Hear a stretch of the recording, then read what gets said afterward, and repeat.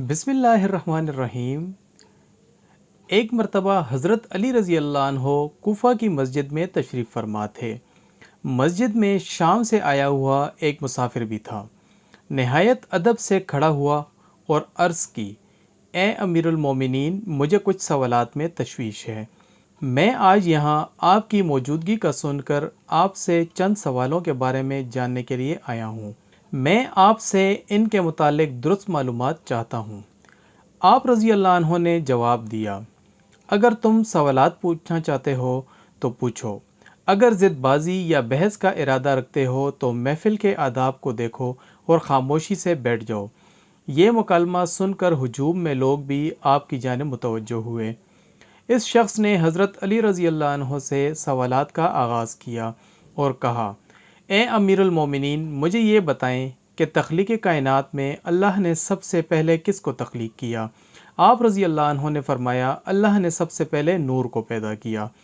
اس نے سوال کیا، اللہ نے زمین، آسمان اور پہاڑوں کو کس چیز سے بنایا؟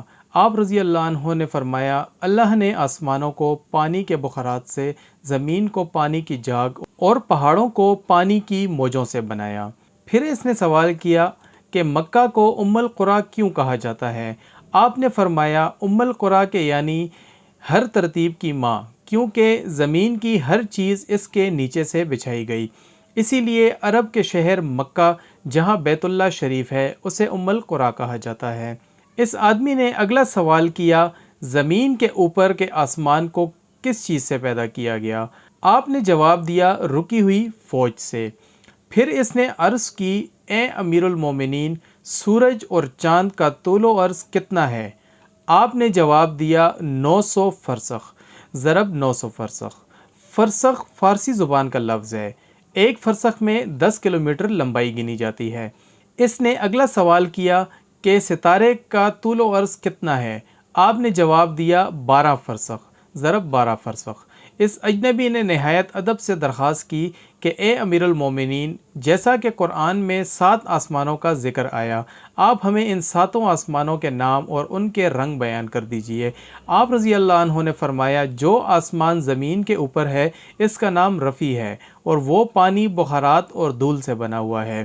دوسرے آسمان کا نام قیزوم ہے اور اس کا رنگ تانبے جیسا ہے۔ تیسرے کا نام مودون ہے اور اس میں ملے جلے رنگ ہیں۔ چوتھے آسمان کا نام ارفعلون ہے اور اس کی رنگت چاندنی جیسی ہے۔ پانچویں آسمان کا نام ہیون ہے اور اس کی رنگت سونے جیسی ہے۔ چھٹے آسمان کا نام عروس ہے اور وہ سبز یاقوت کا بنا ہوا ہے۔ ساتویں آسمان کا نام اجمع ہے اور یہ سفید موتیوں سے بنا ہوا ہے۔ اس آدمی نے اگلا سوال کیا، اے علی، آپ مجھے یہ بتائیں، بیل وہ واحد جانور ہے جس نے آسمان کی طرف اپنا سر نہیں اٹھایا، ایسا کیوں؟ آپ رضی اللہ عنہ نے جواب دیا، جب سے قوم بنی اسرائیل نے گوسالہ کی پوجا کی تھی تبھی سے بیل شرم کے مارے آسمان کی طرف سر نہیں اٹھاتا۔ گوسالہ ایک سنہری رنگ کا پتھر یا بچھڑا تھا جسے موسیٰ علیہ السلام کے دور میں سامری جادوگر نے اپنی جادوئی مہارت سے بولنے اور حرکت کرنے کی طاقت دی، اور موسیٰ علیہ السلام کی غیر موجودگی میں بنی اسرائیل نے اس بچھڑے کی پوجا کروائی تھی۔ مجمع میں موجود تمام لوگ حضرت علی رضی اللہ عنہ کی حاضر جوابی اور علمی قابلیت سے متاثر ہو رہے تھے۔ شام سے آئے ہوئے مسافر نے اگلا سوال پوچھا، اے امیر المومنین، وہ کون سے نبی تھے جنہوں نے ایک ہی وقت میں 2 بہنوں سے شادی کی تھی؟ آپ رضی اللہ عنہ فرمانے لگے، وہ یعقوب بن اسحاق علیہ السلام تھے۔ انہوں نے ایک ہی دن میں ایک ہی وقت میں 2 سگی بہنوں لیا اور راحیل سے نکاح کیا تھا، لیکن اس کے بعد اللہ نے بیک وقت دونوں بہنوں سے نکاح کو اسلام میں حرام قرار دے دیا۔ اس آدمی نے اگلا سوال پوچھا، مد و جزر کیا ہے؟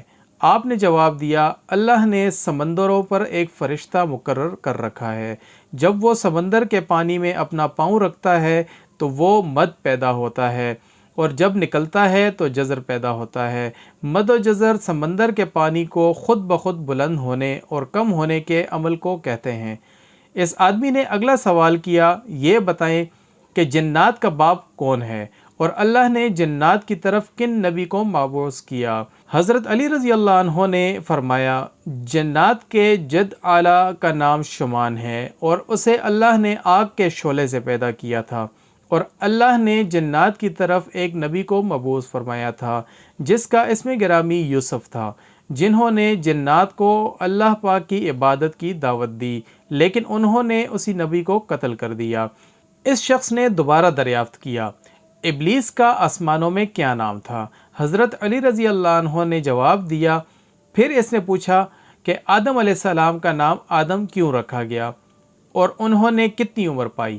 آپ رضی اللہ عنہ نے فرمایا کیونکہ وہ عدیم ارض یعنی نایاب زمین کی کھال سے بنائے گئے تھے، اسی لیے ان کا نام آدم رکھا اور 900 سال عمر پائی۔ اس نے سوال کیا میراث میں مرد کے 2 جبکہ عورت کا 1 حصہ رکھا گیا ہے، جبکہ اسلام تو مساوات کا حکم دیتا ہے۔ آپ رضی اللہ عنہ فرمانے لگے جنت میں حضرت حوا علیہ السلام نے جو خوشہ اٹھایا تھا اس پر گندم کے 3 دانے تھے، انہوں نے خود 1 رکھا جبکہ آدم علیہ السلام کو 2 دیے۔ چونکہ وہ ہمارے جد ہیں اسی لیے اسی نسبت سے وراثت میں مرد کے 2 اور عورت کا 1 حصہ مقرر ہوا۔ اس نے پوچھا مخدوم کون سے نبی پیدا ہوئے؟ آپ رضی اللہ عنہ نے فرمایا اللہ نے آدم علیہ السلام، ان کے بیٹے شیشیش علیہ السلام، حضرت ادریس علیہ السلام، سان بن نوح علیہ السلام، حضرت داؤد علیہ السلام، حضرت سلیمان علیہ السلام، حضرت لوط علیہ السلام، حضرت اسماعیل علیہ السلام، حضرت موسیٰ علیہ السلام، حضرت عیسیٰ علیہ السلام اور حضرت محمد صلی اللہ علیہ وآلہ وسلم کو مخدوم پیدا فرمایا۔ اس شخص نے دریافت کیا روئے عرض پر شعر سب سے پہلے کس نبی نے عرض کیے؟ آپ رضی اللہ عنہ نے جواب دیا حضرت آدم علیہ السلام نے۔ جب حضرت آدم علیہ السلام زمین پر اتارے گئے اور انہوں نے ہر طرف زمین کی خاک اور وسعت اور ہوا کو دیکھا، اور پھر جب شیطان کے وسوسے کی وجہ سے قابیل نے حابیل کو قتل کیا تو آدم علیہ السلام نے شدید غم میں یہ اشعار کہے جن کا ترجمہ ہے اور ان کے رہنے والے بدل گئے اور زمین کا چہرہ خراب اور گرد آلود ہو چکا ہے، رنگ و ذائقہ رکھنے والی چیز بدل گئی اور سورج چہرے کی بشاشت ماند پڑ گئی۔ میں اپنے طور و حیات کو باعث غم سمجھتا ہوں، اور کیا زندگی کے خاتمے کی وجہ سے مجھے چین مل سکے گا؟ میں آنسو آخر کیوں نہ بہاؤں؟ حابیل قبر میں دفن ہو چکا اور قابیل نے اپنے بھائی کو قتل کر دیا، ہائے غم و حسرت، سانولا سلونا بیٹا گم ہو گیا۔ یہ بات سن کر سبھی حاضرین خاموش ہو گئے۔ پھر وہ شام کا شخص پھر بولا امیر المومنین حضرت آدم علیہ السلام جنت سے نکالے جانے کے غم میں عرصہ روئے۔ آپ رضی اللہ عنہ نے فرمایا آپ 100 سال تک روتے رہے۔ شامی شخص نے پھر سوال کیا کفر کی ابتدا کس نے کی اور پہلا کفر کس نے کیا؟ آپ رضی اللہ عنہ نے جواب دیا کفر کی ابتدا ابلیس سے ہوئی اور وہی کائنات کا پہلا کافر ہے۔ اور پھر اس شخص نے آخری سوال کیا حضرت نوح علیہ السلام کا اصل نام کیا تھا اور ان کی کشتی کا طول و عرض کتنا تھا؟ آپ رضی اللہ عنہ نے جواب دیا نوح علیہ السلام کا اصل نام سکن تھا۔ انہیں نوح علیہ السلام کہنے کا سبب یہ تھا کہ انہوں نے 950 برس تک قوم پر نوحہ کیا تھا۔ ان کی کشتی کا طول 800 ہاتھ اور عرض 500 ہاتھ اور سطح زمین سے اس کی بلندی 80 ہاتھ کی تھی۔